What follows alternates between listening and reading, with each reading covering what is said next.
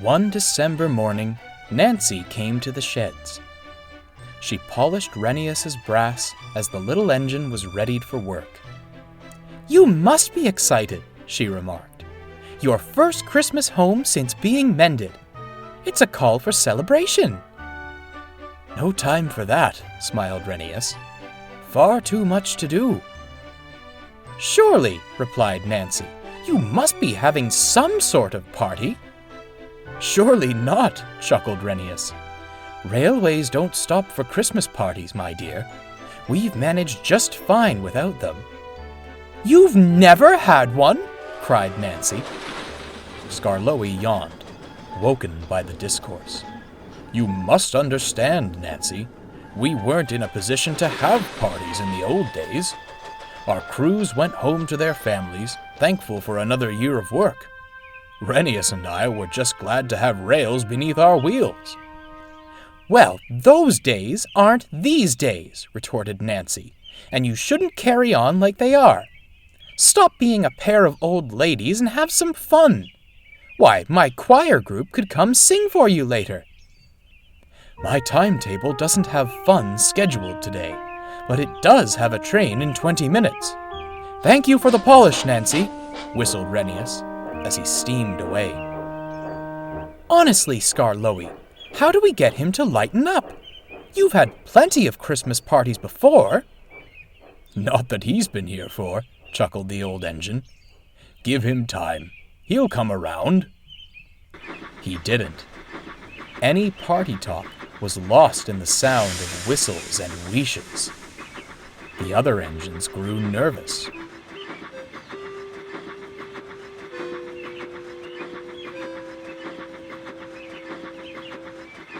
"There's been a party every year since we arrived," said Peter Sam. "Imagine saving the railway only to squander Christmas," huffed Duncan. "The big railway has them," added Rusty. "Why can't we?" "Precisely," said Sir Handel. "And I'll not be upstaged by them.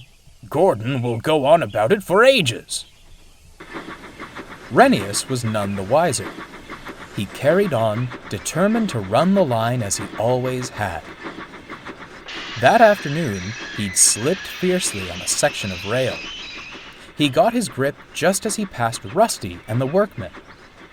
"What do you think, Renius?" Rusty was gazing at a small pine tree, damaged by winter winds. The workman had stood it up like a Christmas tree. "I think the rails back there need sanding. You'd best be off before the next train comes." "Oh," Rusty sighed with a downcast look. "I thought it was just our size."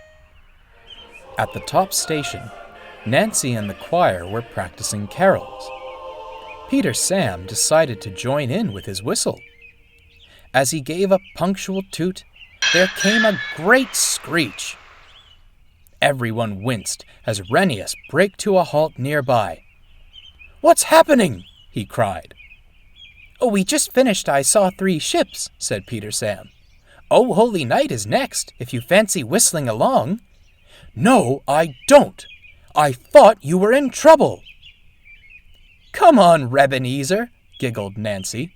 "How can we sing at your Christmas party without practicing first?" "There won't be a Christmas party," he snapped. "I've already told you I don't want one. I'm far too busy, and so are you, Peter Sam. Now, if you'll excuse me, I have work to do." He stormed off up the line, leaving a flustered Nancy behind. "The quarry's the perfect place for a crabby old engine like you," she shouted.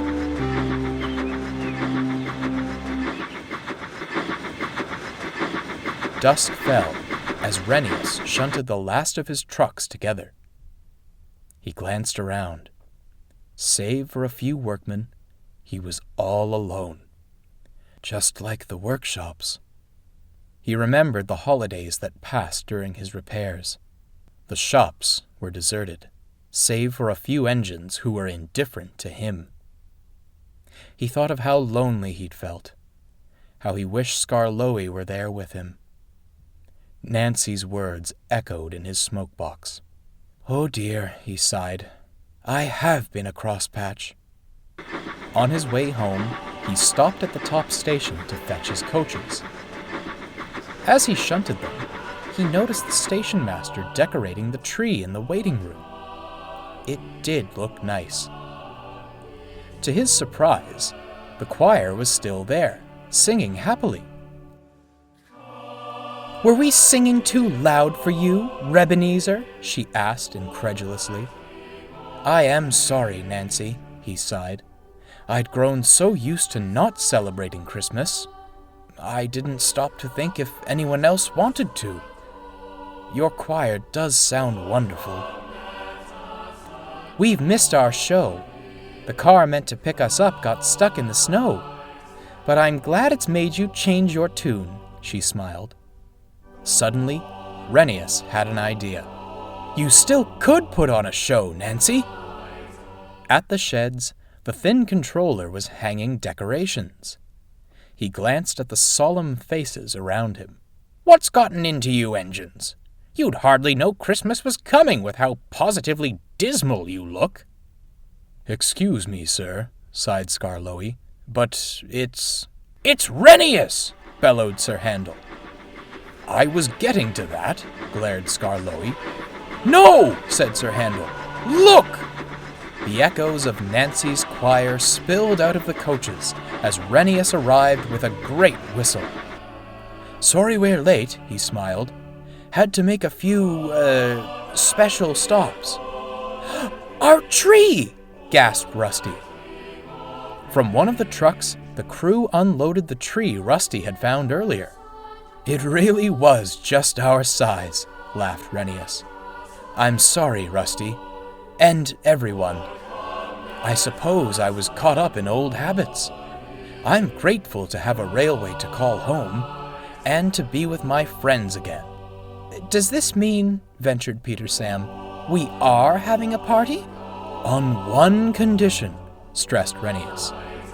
"What's that?" "Nancy must stop calling me Rhebenezer." The little engines all chortled with delight, and the festivities began. Renius smiled. It was nice to celebrate.